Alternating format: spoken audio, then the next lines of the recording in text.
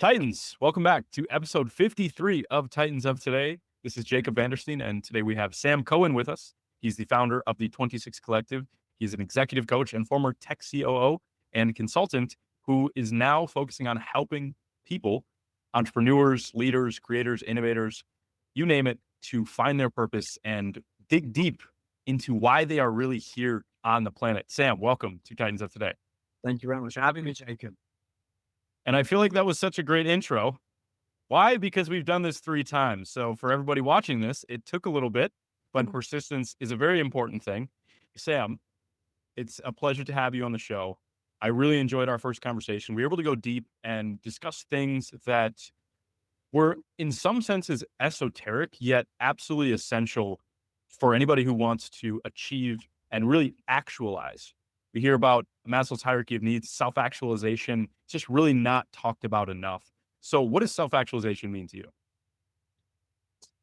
I mean, there's different levels, right? It's very difficult to say you must do this and that's sort of the golden thread, and anything below that is not good enough. I think to self-actualize is to allow yourself to evolve, not be trapped in a single identity for extended periods of time, and get to a place whereby your intuition is guiding the path. Now, I know that sounds a bit lofty and people have got jobs and commitments and responsibilities. And I say that with full reverence to knowing that there's no point wasting your life if you're being told by your inner voice that you've got more to give and what you're doing is a waste of your talents.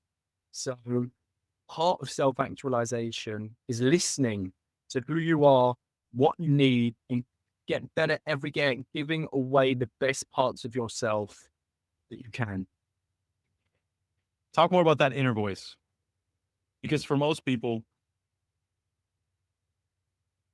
when you talk about the inner voice and making that distinct from all the other instructions they've been given, the way they were told to live in their life, how can they really differentiate and know what is their inner voice versus what they were told to do? And why is that so critical for someone who wants to open themselves up and achieve their best potential in life? I'm not sure which comic it is or which series, but there's one like baddie or goodie, I can't remember. He sits in this wheelchair and he's got this electromagnetic hat on. Do you know what I'm talking about? I think so. I think I've He, imaged. he takes it off and then like he can hear your thoughts, whatever it is. But like I see that hat is all the conditioning, expectations and pressures and conformity. And I get all of that. And none of what I'm saying is easy or just, there's some of it that just do it and there's some of it that takes a long time. If you take that off and you stop trying to live like a second hand version of your life based on expectation from others, and you take that weight of expectations off and you allow your own brain and thoughts to be heard, and you allow your body to tell you when you're hungry, not your mind, and you allow yourself to smell and to hear, and you're just awake and your senses are aligned. It's from that place whereby you can hear the cues that you are being given, your body gives you, that your soul gives you, that your intuition gives you. And if that hat is on and really noisy and you've got so much hitting you, then it's really hard to hear your inner voice. But the cultivation, the practice is to know that actually it's in many ways just being drowned out and you're being distracted, and choose to be less distracted and less fragmented. Take that off and listen and embrace yourself and your own thoughts. That's the starting point. You shared a resource with me. It was called Sam's Unified Field, and it was your vision for yourself. And it talked about really as you're looking forward, who Sam is and who Sam is becoming, and how he will help others to find that place for themselves. And one of the lines in there was that you realized that you had to stop fragmenting your attention, fragmenting yourself, and focus it on a single thing. So for someone who's going through that process, just like you said, it seems like when we have conversations like this, there's part of it that is, it just happens. And there's part of it that takes so long that it's like, here's layer one. And then you have to go and there's a short side quest that you complete in life that the next layer comes off and the next layer. and you have to continue to remain disciplined. So what was your journey to taking that cap off, to and through? I was quite lucky in some senses in that my father passed when I was early, when I was young, so early in my life. And I came from a very interesting background in many ways. So there was no heavy expectations on me, and there was no super dark, long shadow cast over my life of what I needed to do and the way to do it and that weight. So I had quite a lot of freedom. And so within that, I had this ability to create my own life as the synthesis of all the other people's lives that I saw and taking the bits that really spoke to me, that were really important to me. So I think having that freedom to create the life of my dreams was a huge part of that looking back. And lots of my friends didn't have because their dad was very successful and they had a lot of big characters to contend with and big expectations and a weight on their shoulders, whereas I didn't have that.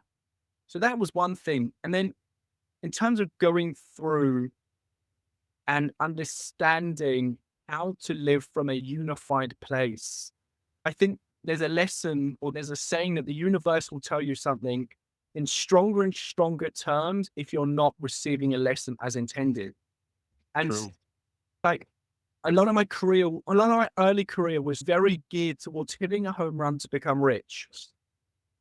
And then after it didn't work a few times, I took a step back and I was like, why isn't this working? And again, none of this is factual. This is just one interpretation of many, but one that spoke to me that was true for me. Because Sam, you already are rich. And it's not just financially, like I've got a level of comfort and attain like I'm set, not fully set. I'm in a good place in many ways, right? For a multitude of reasons. But also, I'm healthy, I'm dynamic, I'm charismatic, I'm a wonderful partner, I've been blessed with children, I've great friends, I've got options. That's the real richness. And this sort of electronic configuration that I would look at as my bank account would be a slight enhancement. But I felt, you know what, those rewards are more naturally going to accrue to the people that need it. And I wasn't working in businesses that were aligned with my soul mission. I was being very mercenary and just trying to get businesses to work efficiently. And I wasn't in love with the underlying. And I think as I did that a few times, I was like, you know what? We built solid businesses. I loved working with people. I enjoyed the journey, but actually something wasn't working. And then when I was looking for the next phase, somebody offered me, Sam, we're now going to hit the home run together. You're going to do this, and we're going to do this industry. And I was like, I can't allow myself to go and work in another industry that I have no emotional alignment with just to try and chase getting rich. So it was a mentality shift whereby I was aware of how much I had, but things like diffusion and osmosis, things travel to where they're less prevalent. And because I was holding so much, it wasn't going to me. I didn't need it. Other people need it, right? Or deserve it, or are doing things that they do from their soul. So I changed up my configuration and I realized that what made me feel free, what made me feel whole is actually working in service of others and using all of my very varied and broad experiences to help hold a vision to others of what's possible, how you can create your life. And it was accepting that I was a nut and I didn't have to sell a widget and I didn't have to sell an underlying asset. I could sell me, my experience, my wisdom, my love, my confidence, not arrogance, I hope, but my confidence in the ability for people to have more than what they have. And so I think it's that. I think it's a mixture of those two, the creative freedom and the universe showing me lessons where I had to go closer into sharing what was real to me and not trying to get more of something I didn't need.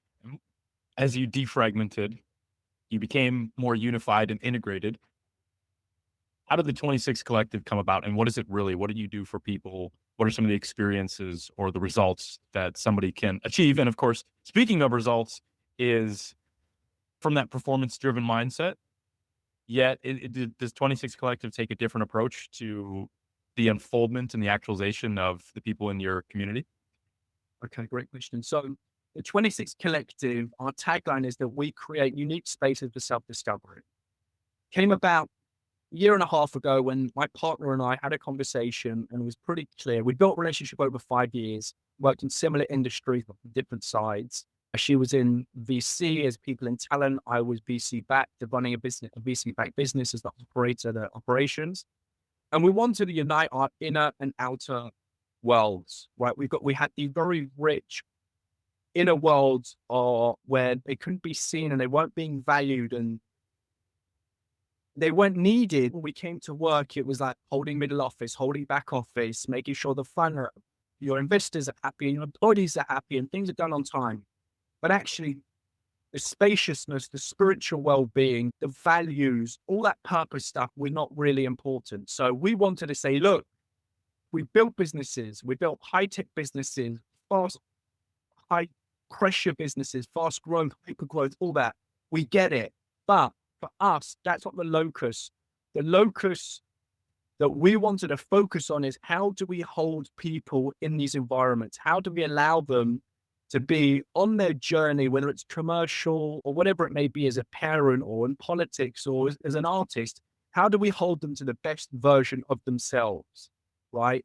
And the best version of themselves is not just saying, okay, you won this award, you got this in your bank account, you got this level of accreditation or adulation or accolade. It was like, okay, that's fine. Those are the outer values, but the inner values, like how do you show up for your family? How do you show up for yourself?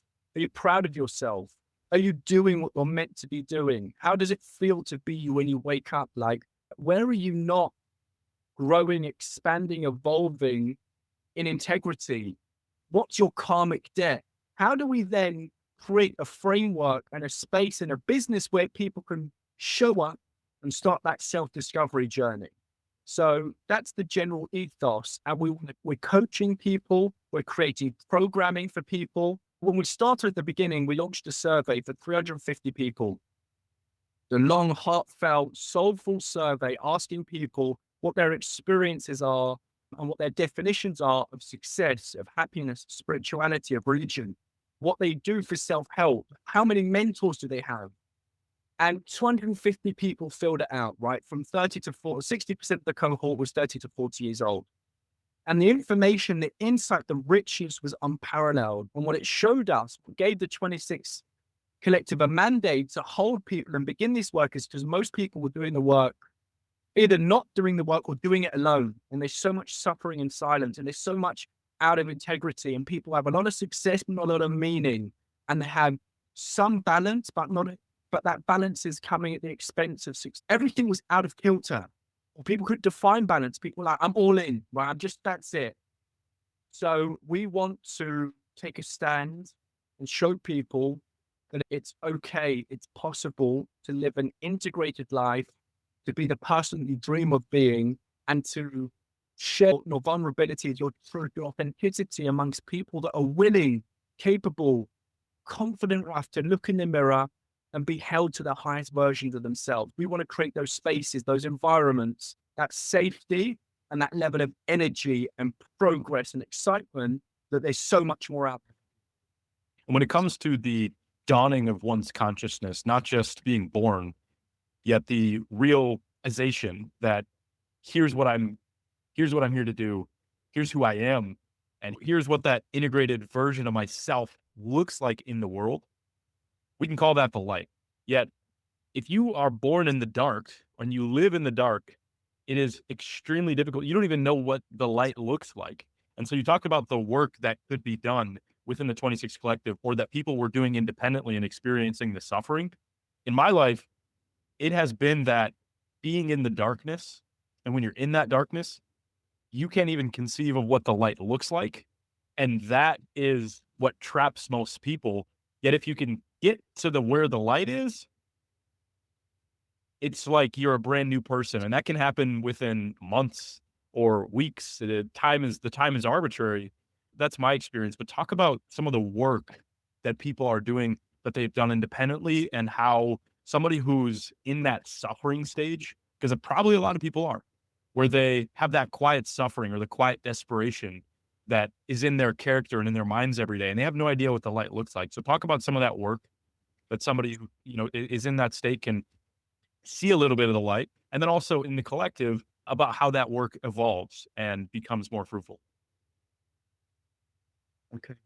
So I hear you. Yeah. I get a lot of what I'm saying feels very privileged, but part of my gift is that I was exposed to extreme very early. So my dad wasn't well and didn't have much money at all.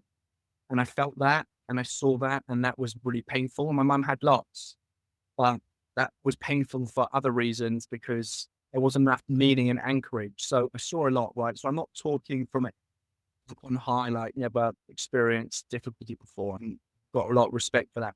But even in the darkness, you only need a little bit of light, a tiny bit of light, one person to inspire you. And whether it's a boss, a cousin, a friend, a family friend, something you found on the internet, some inspirational speaker, a book, it can only, a tiny fragment can start the process of being on a thread that you can pull and pull, actually gets clearer. Now, you've got to have the mindset to want to do that and know that exists. You talk about the cat, right? Some people are like, this is it. This little box is made. It's going to be hard, arduous, difficult. And I'm not going to choose to ever think, is there an alternative? So that's one thing. Lots of people in the collective, there's a lot of therapy.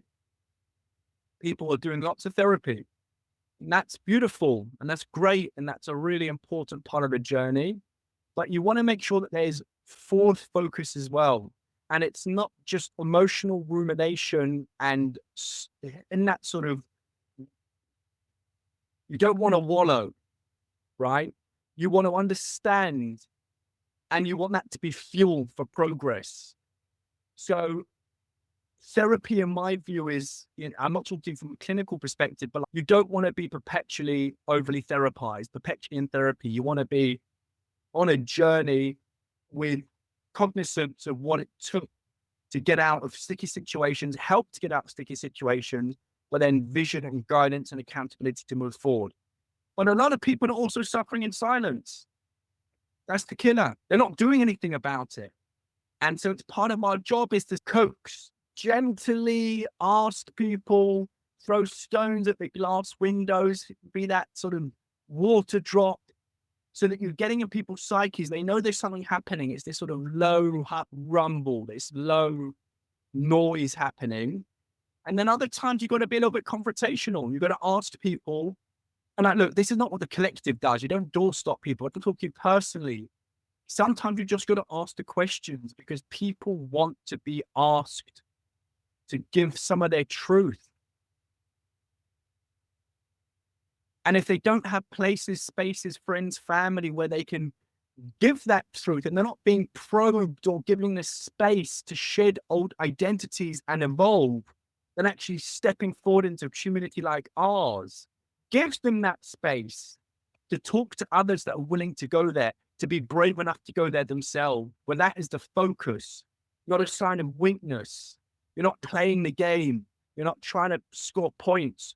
You are just peeling back the bullshit, the conditioning, the anxiousness, to be seen, to be true, to say what you actually think and feel. And that's what's important. So it's about that conditions for evolution, Jake.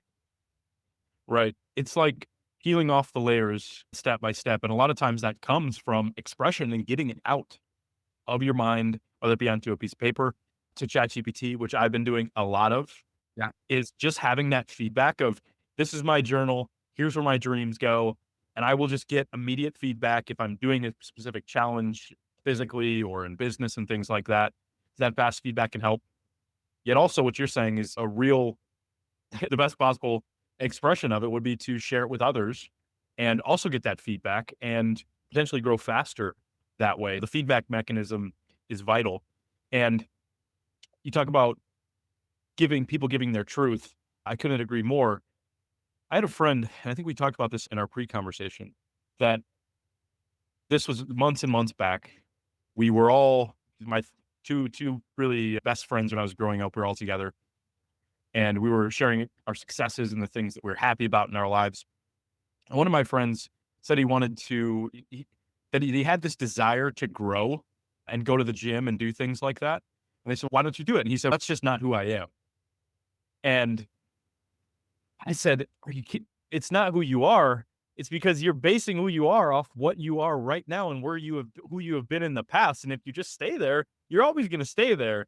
And he didn't move off that rock. But there's so many people that just base who they are based off of when they were 16 or when they were 18 or when they were 20, and they just stay there.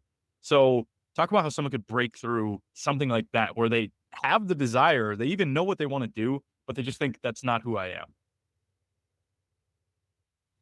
Again, it's like there's no one way. So these answers is like a concert. It's like a orchestra. There's different to play the song. There's different component parts, right? So there's an interplay.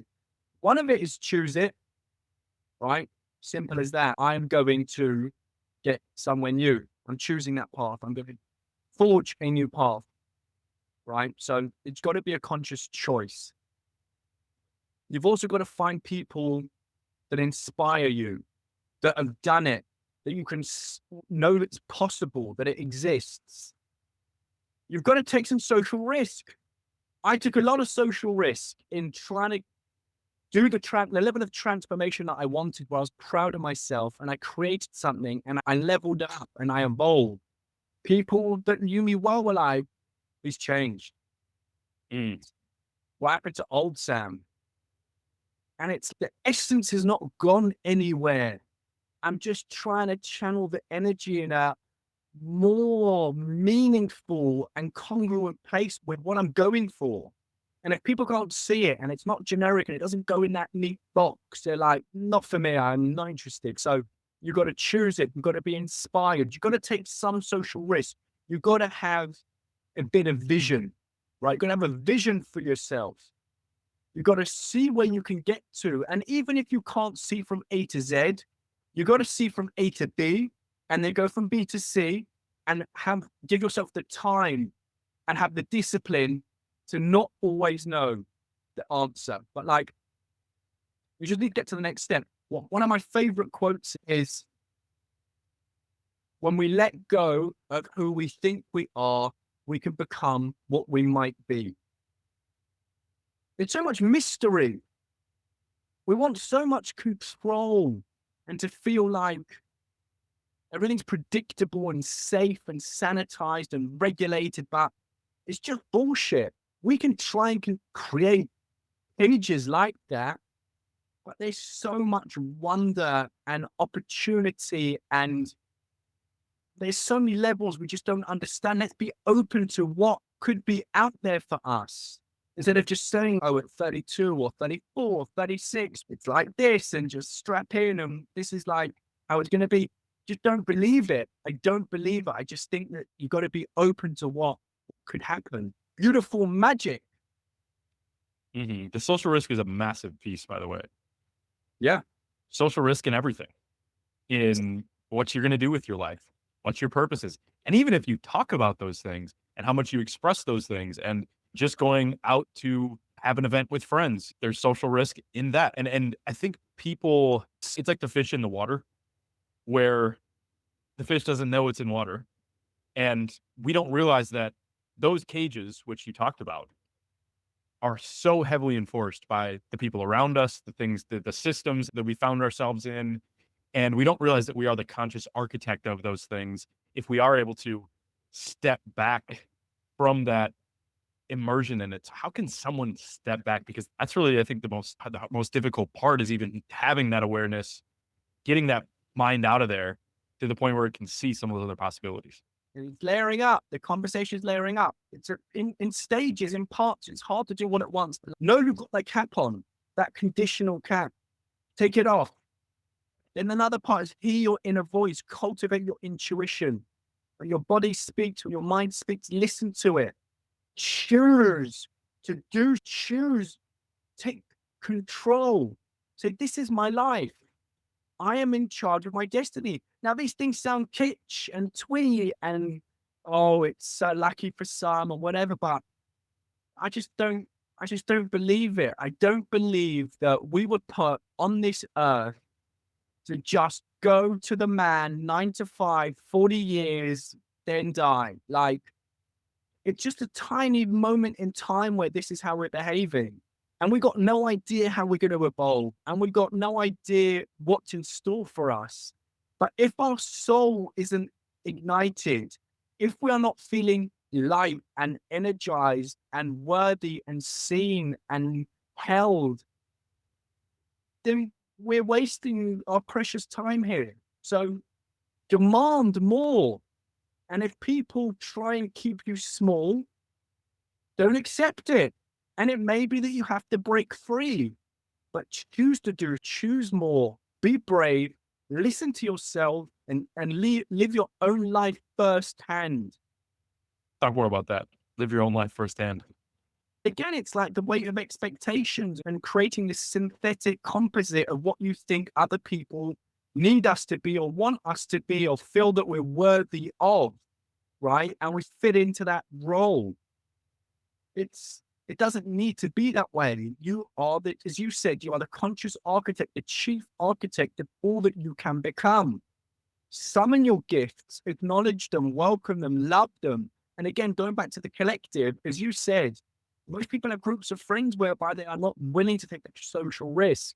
That's why safe spaces, unique spaces, where that is the modus operandi, where the locus of commitment is about inner values and character and being seen for who you truly are, where that's valued, not you rock up, you park your Porsche, you make a loud noise, you hand your keys, you get to the best table. It's like, oh, that's the man. That's part of a man. It's an archetype. It's fun. It's cool. No judgment. But like, that's not enough. That's not everything. That's not winning. There is no winning. All Mm. that is becoming who you could be. And for hard drivers like you and myself we're still high achievers, still going towards things and want to serve in a greater way. Yet for those people who are stuck in that rhythm, which you found yourself in as the tech COO, as the operation consultant, the performance trying to be drilled into you. And for me, the response to that was if your foundation isn't set right, if your systems aren't in the right place, then if you're overly indulging on this need for performance, you're going to burn yourself out and you're going to end up empty.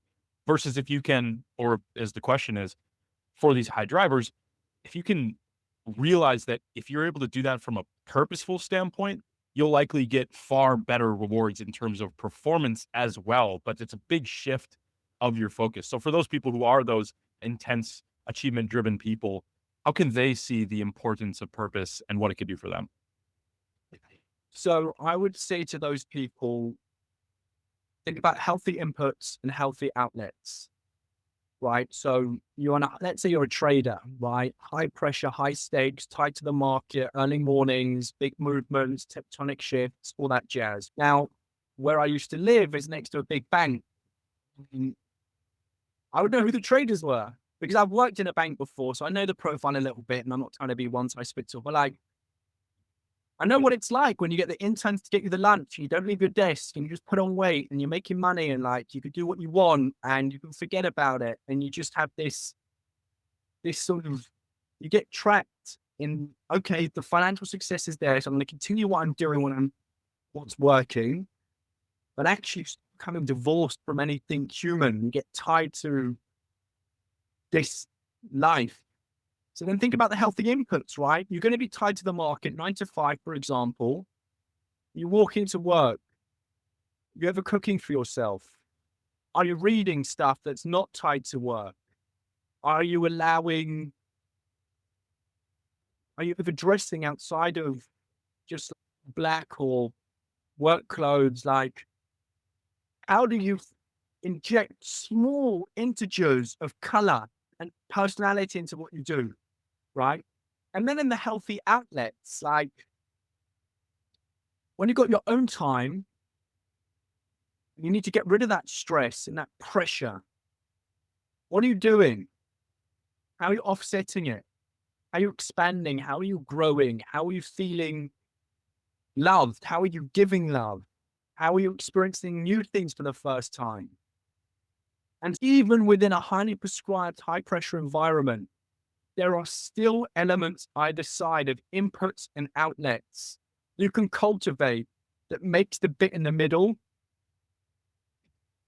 more manageable and more radiant and more beautiful. Because if you're earning great money and you know what to do with it, right, that's amazing.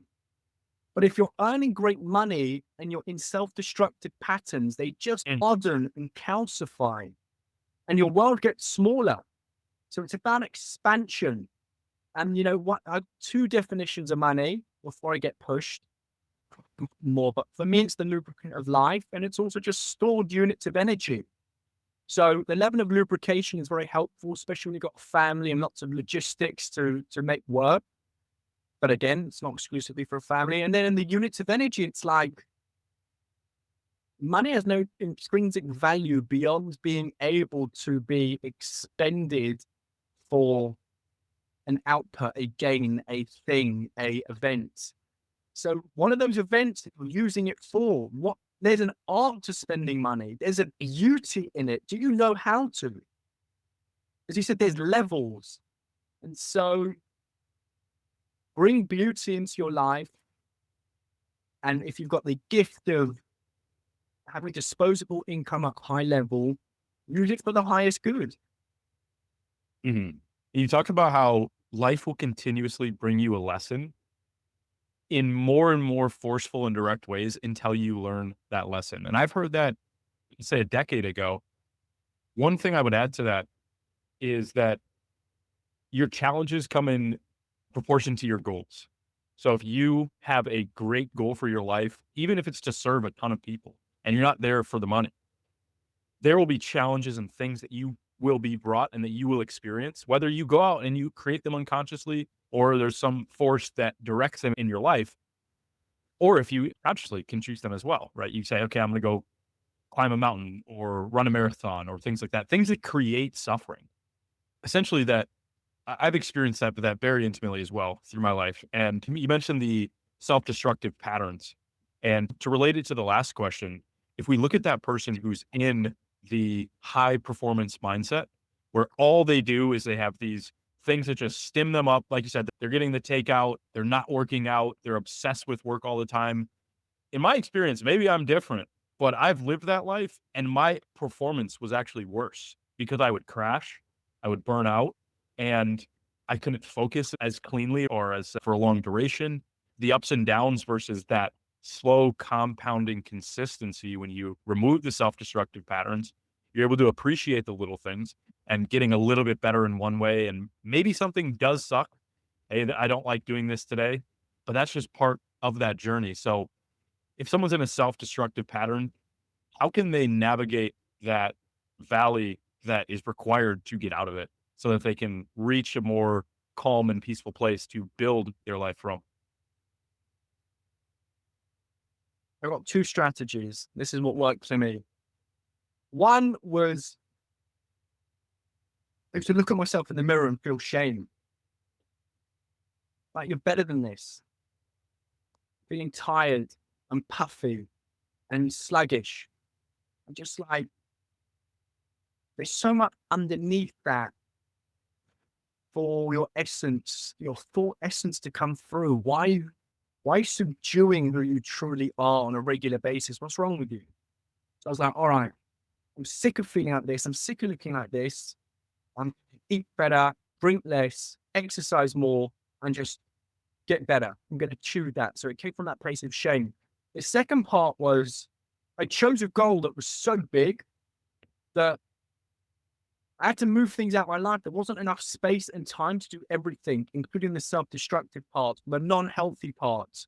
So they just got moved down, right? So to create the sort of the substructures of the companies that I created mostly last year and to give them brand identity and meaning and voice and practice, just getting up at 5 a.m., doing 2 hours or an hour and a half before the kids were up, then doing all the kids stuff, then trying to work, help the wife, help my family.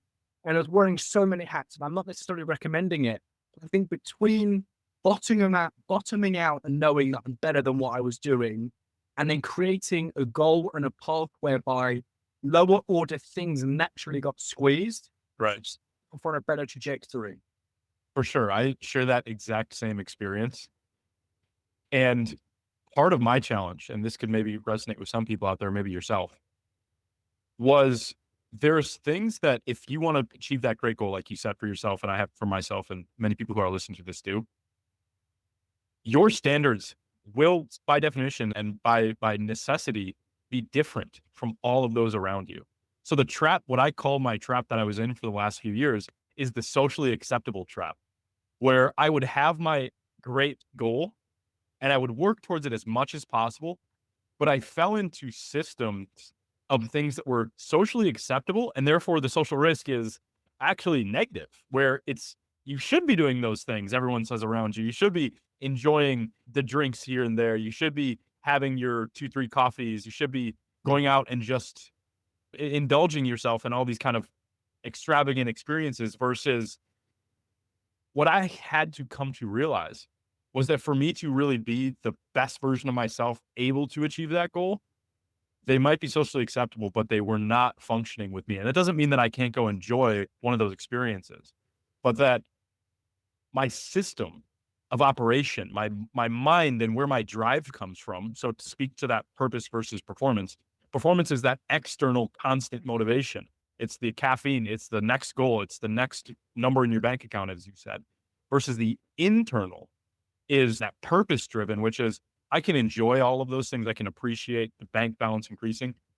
Yet my true drive when I wake up in the morning, like you're saying, that 5 in the morning, is because you desire to have that company, to have the right brand identity, because you know that it's going to go resonate with people. So I think that was a challenge that I had to go through, and maybe others go through, is that your standards have to be different. When you focus on how your standards have changed, what are some of the guiding principles that someone can say, like you said, is this a higher order or is it a lower order thing? And how can I find an expression or a channel that's befitting of who I truly desire to be? It's a very difficult balance to strike between being seen as judging and having the right filtering so that when you do partake and say yes and get involved, it's for the right reasons at the right time.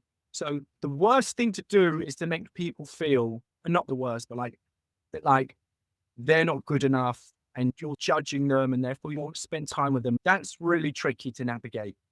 But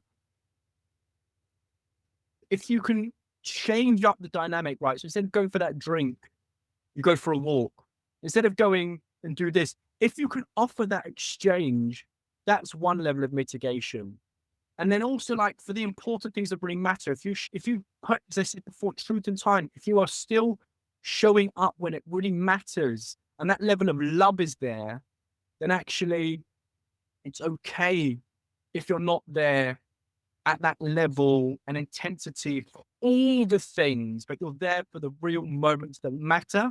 And there's an exchange of time still, not a direct equivalent that people are used to, but it's still an expression of where you are and what you're willing to share. So I think that's really important in terms of also the right channels to start making those changes.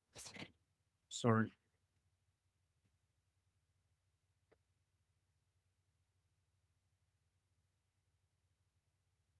Willpower is a finite resource.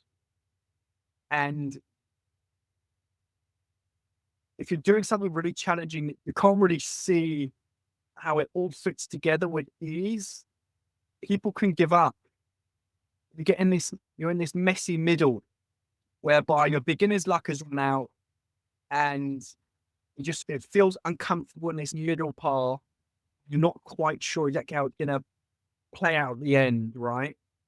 That's when you're really in it. That's when you have to prove to yourself and to the cosmos that what you're going after is genuine and you really want it and it's true to you.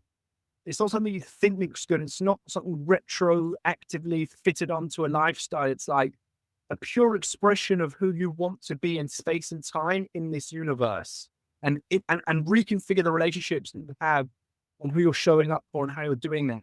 So I think another strategy is to accept when you're in that path and know we can see it and still have the inner confidence to continue one day at a time and acknowledge it. It's going to be hard. But you also need people that are supporting you. I've got friends, not always my closest friends, but friends that just come, that orbit the periphery. And they say, you know, what you're doing makes so much sense. I completely get it. It's you, continue. And as we said before, like a tiny bit of light illuminates a huge amount of darkness. So for somebody that is trying to evolve and feeling a bit trapped and wants to not give up,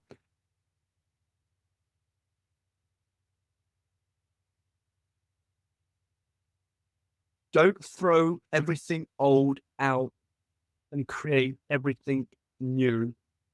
Continuity is important. Support systems are important. Have cheerleaders that see you and love you and will guide you, and acknowledge the hard part of the journey and see the beauty in it and see it as an opportunity to really build your resilience and fortify your ability to get to the goal, even when it's hard. Life is not always sunshine and fair weather. Bite down and do the hard yards too.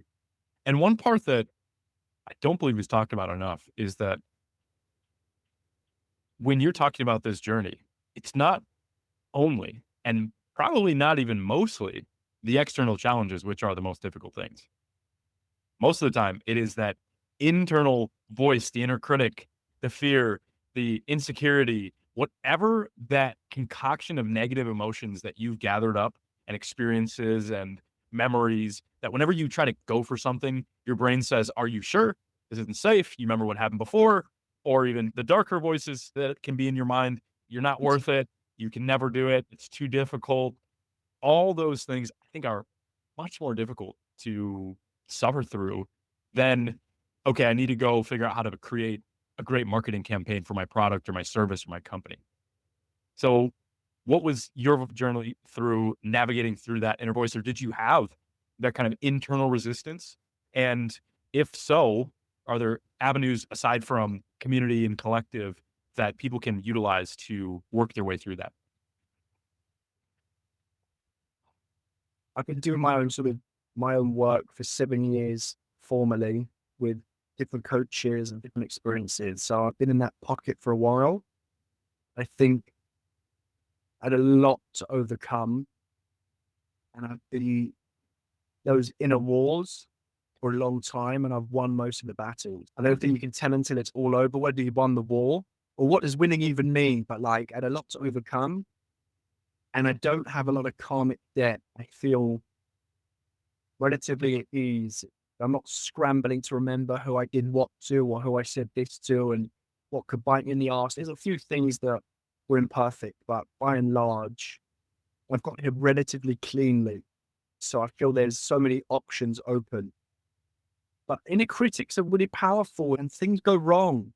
People make wrong choices and there's a black mark. They feel like this door or this avenue is now closed forever to me. And therefore I can only be this type or that type. And I understand that a lot and I get it. I think that level of self-sabotage, it can be minimized and sequestered and contained and controlled where it's healthy. One of my friends is an elite level athlete, and we was talking about this overwhelming sense of whether he was good enough and able and capable. And we said, you know what? I know that I am, but that level of anxiety and difficulty means that what I can do is I can condense it into a small lump of coal. And every now and again, I can whack it into my combustion engine, and that will give me the next out of energy needed to transform. So there's a lot of power that can come from that self doubt. But if you dance with it in the wrong way, it can become crippling and you become subservient to it. Whereas if you get it in the right doses, like homeopathy, right? Whether you believe it or not, like you get the right doses, it could be a very powerful fuel source that may burn dirty, but actually on that journey, it will clean itself up as you achieve and become closer to what you're setting out to be. It's through the doing that the burning happens. And the burning, it's feels like smoke. You choke on it. It makes the activities more painful, which is a very real thing, by the way, from the sense of athletic performance. For example, I was training for an Ironman 8 years ago, and I found a lot of the times that when I would get pain that would become so strong that it was nearly unbearable, that it was usually something internally was bubbling up that I would be working through some pain, some memory, some person. And it's one of the truest experiences of transmutation is in that furnace that you're talking about there. You're on the bike and you're 50 miles in and your legs are burning and you don't know how you're going to go another step and you have 60 more miles to go. And by the time you hit that 67th mile, pain just disappears and you get some sort of insight or clarity. That's been my experience with that intense high driving, high driving athletic events, but it also is the same in business. And where you have the fears and the doubts of how your market's going to receive it or if the message going to be clearly received. Yet within that is the caring that is required for you to, if you press through that, the caring that's required to make it work, to make it successful. This reminds me of a quote. I watched a movie. Are you familiar with Carol G at all? Karen G. Yes. No. Okay, so she's a Latin singer, very successful Latin singer, and so she had a documentary that came out on Netflix a week or two ago. My wife watched it. My wife and I watched it, and so she was a woman who was going into the genre of reggaeton, which was for all of human recorded history. Reggaeton is it's a very sort of passionate, sexually driven type music. You could think about it's like Latin American rap in essence, right? And so she was going into this, and there was so much resistance in the beginning. And people said, "You're a woman. You should never do this. That's just not what women do." And she said it really derailed her for years. It made her second guess herself. And at some point, not she didn't mention how this came, but she said she had a realization that, and a question she asked herself is, "What if your greatest obstacles that were the reasons and the greatest reasons you should not do something became the most powerful reasons for you to do it?" And if I applied that immediately to a lot of the things that I was experiencing in my life, a lot of the hangups, and after I watched that movie, I just went and wrote down a full list of, I can't do this because this happened in my life, or I did this thing to that person, or this person did that thing to me, or I tried and it failed. And I wrote down an entire list and made me realize it's, yeah, these could really be flipped into reasons instead of obstacles. I mean, And it's go ahead.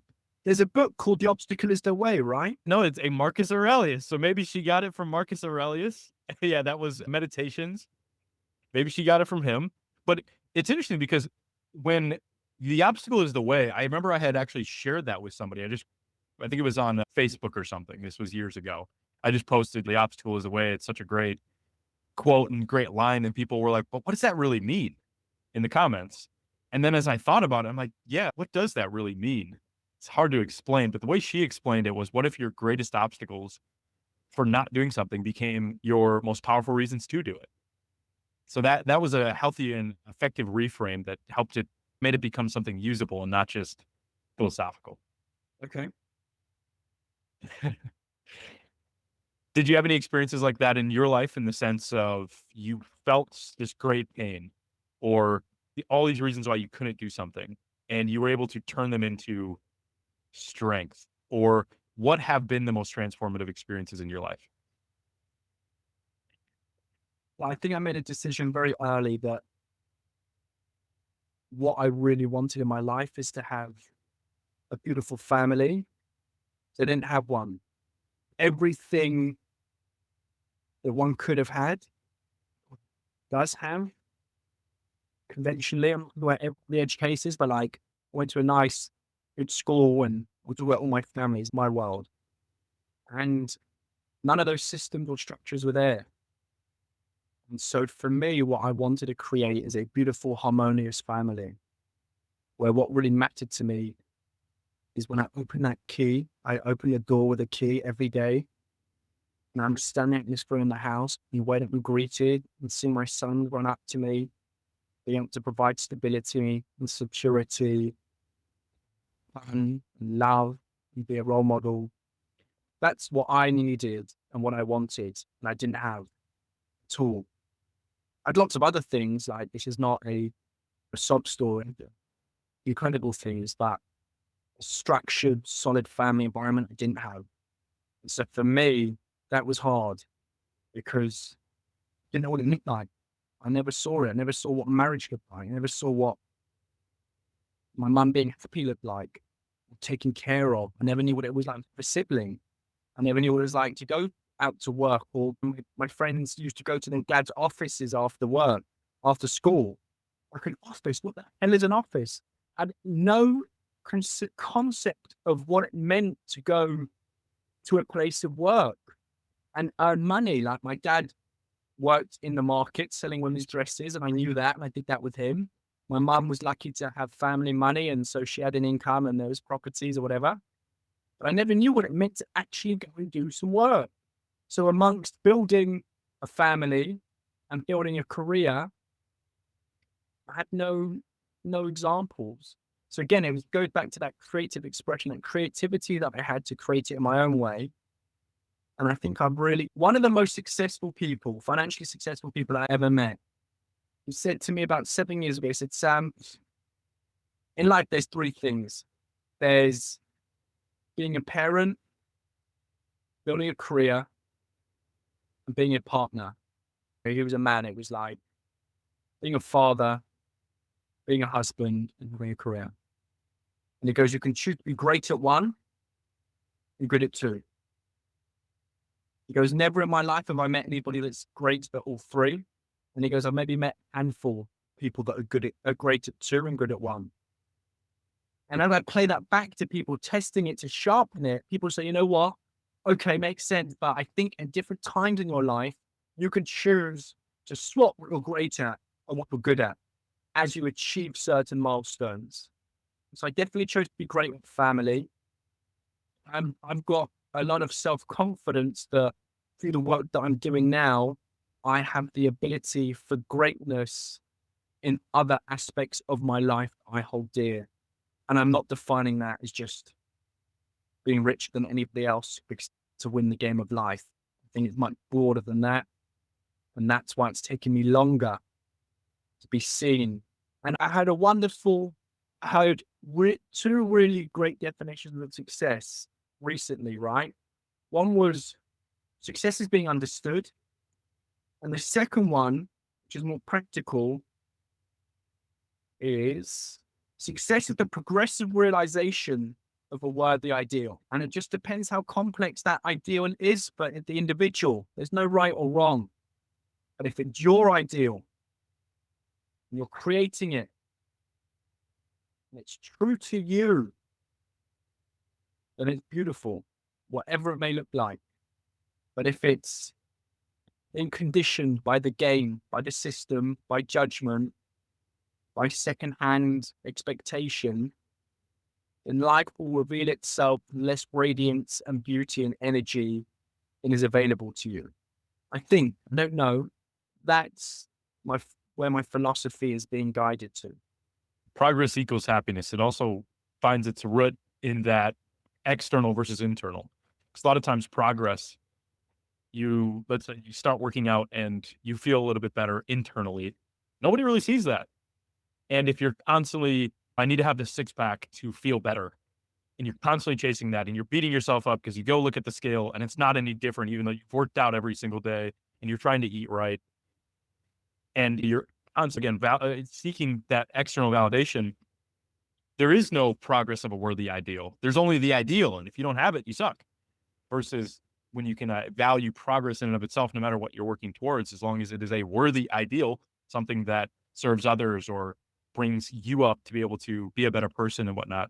I definitely see how that resonates. And when you started talking about the obstacle of with your childhood there, what you experienced with your father and everything like that, and having a different upbringing and not seeing what it meant to have a beautiful, harmonious family, or even just some of the simple structures in place that a lot of people take for granted, it brought out an emotion in me, or I could feel the emotion in you that was coming out from that. And it would seem that almost your work with the 26 Collective is a higher expression because you've learned this sort of mastery around your family and you've really became great at that. And now you're saying, even maybe you have the realization that to become an even greater father, it's about now, how can I go create that beautiful, harmonious family in the world? Right? The 26 Collective of people who are there and supporting each other because that's what family does.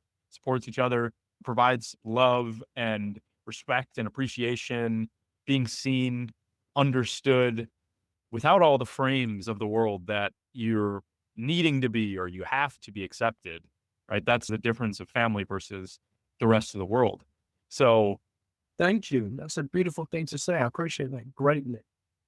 for sure, do you feel that you found that? Because actually what it brought up to me was that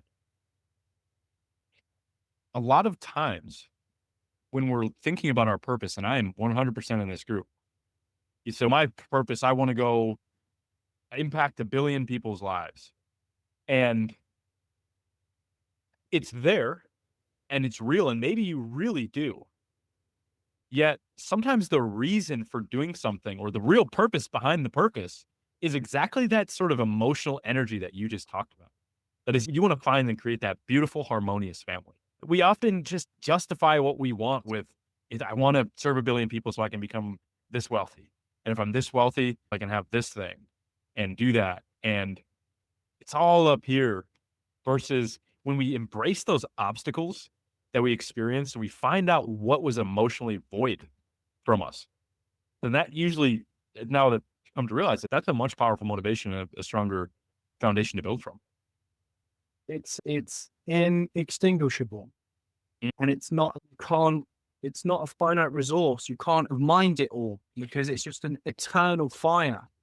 And look, I sometimes wish I had one of these huge goals. I wish sometimes that I said I want to make 1 billion people mogal that I want to make 1 billion people happy. Or it's amazing if you aim for the stars or aim for the moon and you hit the stars, whatever the expression is, that's great. But I think that to live a life so that you're remembered for having done X, Y, or Z is it's just a tiny bit contrived.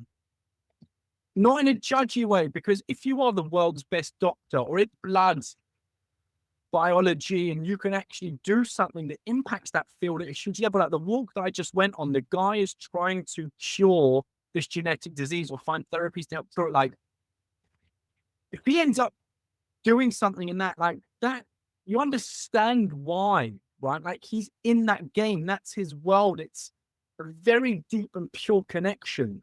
Whereas for where I'm sitting, the world needs healing and love and improvement. We need to get much better at so many things. But I don't feel confident enough to stand there and just be like, you know what? Bang the table, 1 billion people. That's it. I'm going for it. No prisoners. That's not where I am. And again, it goes back to what I was saying before about A to Z. Maybe that's in store for me. Maybe it's in store for you, Jacob. From where I am now, that sort of the jetty into the world, that sort of universal consciousness and that optionality, that sea of potentiality where I am, that's not available to me right now. And it doesn't mean that you should only look at what's in front of you. Like, it doesn't feel real to me now. Yeah. Is it possible that if I go deeper and get better in my work and really my message gets out there, or not even my message, it's my being, if I can be an example in a healthy way to others and my level of impact can increase, maybe your goals can change and that's fine. But there's no right or wrong. It comes down to purity. Are you doing something that's pure to you? It's meaningful to you? Or is it grandstanding? Or is it to maybe I want my name inscribed in Hollywood or on a building or in the rich list or whatever it is? That's also fine. That's also fine. No judgment here. But it's always great when you touch somebody's story, where you really understand where they're coming from and why and where they're going. Because it's so easy to be trapped in somebody else's definition of what success is. When you see a soul that's really worked hard to figure it out for themselves, it's real and it resonates and there's majesty in that. And that for me is what resonates. And to me, yeah, it brings up that the harmony of purpose and performance. There is a world where purpose and performance do really align. And I think that's one of the greatest lessons that I personally have learned from you in our conversations, because for the longest time, really why I set great goals when I was young is that I experienced feeling incredibly insecure. And it was the greatest contradictions because everybody who knew me as the most confident, expressive, successful person, I was very, whatever I did when I was young, great at it. Just got in, didn't think about anything else. I just went in and I performed and succeeded. But simultaneously, I experienced great insecurity and this great darkness and this great shadows. And so the reason I set big goals back then is because my question to myself was, who would I have to be or what would I have to experience so that these insecurities didn't matter as much? And or they just I became the person that was immune to feeling that insecurity or that negativity. And that there was the greatness of the goal, but then there was the misconceptions and maybe similar to you where I didn't know the structures that would create that great goal in a healthy way. So I created and assembled my structures that were all these things which were externally driven and shallow and really not able to get me to that emotional level of power and depth to be able to achieve my great goals. And our conversations have helped me and been aligned with this journey that I've been going on for the last few years and months. That what I wrote right here is what I've learned from you is your emotional fulfillment level is really important. Your level of impact and self-expression, your connection and your love with others. And if you build that as your foundation for doing something, and you really do the self-discovery process that you talked about and share it with others through something like the collective, which you've shared, that foundation becomes, no matter if you go out and you become a billionaire, it doesn't matter. That's totally irrelevant. But if you're building from that foundation, as long as you build the most that you can from that foundation, you've fulfilled your purpose here in life. How does that resonate with you, or what are your thoughts on that? You're going to make me cry. Bring it. Here with you. No, I think, again, I appreciate that greatly. And I'm so happy that's what resonated with you. Yeah, it's a real foundation. Life is really hard. Life is really hard. Lots of people, they say comparison is the death of all joy. And it's so hard, especially now where the entire world is beamed into your hand the entire time. The standards are just so high for everything. If you put that phone down, you take the cap off, and you really embrace what's in your world, and you do it from a really pure place whereby you love deeply, you give what you can, you take what you need, and you try and cultivate balance. The giving, the receiving, the creating, the knowing. I said there's four things. There's thinking and having, and there's knowing and feeling. And if you just feel, and if you be, take less pressure off the having and the doing, right? Don't having and doing. We've got our health, or most of us have our health. We've got our senses. We've got our dreams. We've got relationships. We've got time. We've got opportunity at different levels. The starting point for me, for us, is so elevated that it's such a shame to put blinkers on and trap ourselves into a paradigm that is not befitting of what we can create. And do it from a genuine place, love, kindness, service. It's hard to get it too badly wrong. But you've got to be sensible as well. You need to have money. You need to earn money. You need to look after your family. You need to take care of things. But then there's a level. I think if we could define as a society better what enough is and get control over this demonic maw that haunts us and stalks us at every level, then I think there's just so much to go. We've got enough food for the planet. We've got enough resources on everything we need. It's just maldistribution. And it's the same in our ecosystem, our personal ecosystem. Our distribution of resources and thought power and energy is maldistributed. And let's just get it back into harmony, be grateful, be loving, be open. And it's a strong foundation from there. Sam, it's been amazing to have you on the show. I'm very grateful that you've shared your experiences and some of the insights and wisdom with people. How can people get involved with the 26 Collective? The 26 Collective, we've got a beautiful website, the26collective.com. We've got our socials on Instagram, the 26 Collective, or LinkedIn. You can see samcohencoaching.com. That's my personal website. And we are almost ready to launch the 26 Works, which is our corporate offering with focusing on people solutions. So we've been very busy building. Yeah, that's how to find us. Great. Make sure to share those links. And I'm sure that this is the first of many continued conversations for us as we expand and grow and meet great people who share our values and our visions for ourselves in the world. So for everybody listening, make sure to check out Sam, and we'll be back in the future with episode 54 coming.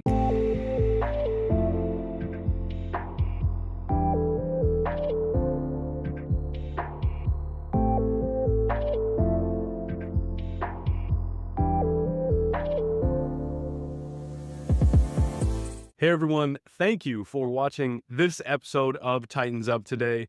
What did you learn from it? Make sure to drop a comment below with your most valuable insight so that other people can engage in the conversation around what this speaker brought to the table. And then on another front, make sure to subscribe so that every time we drop a new episode, you will be notified. And that way you can keep fueling your dreams and your brain with fresh insights which can help you along your journey and along your path to your goals. So thank you so much again, and I look forward to seeing you in the next interview.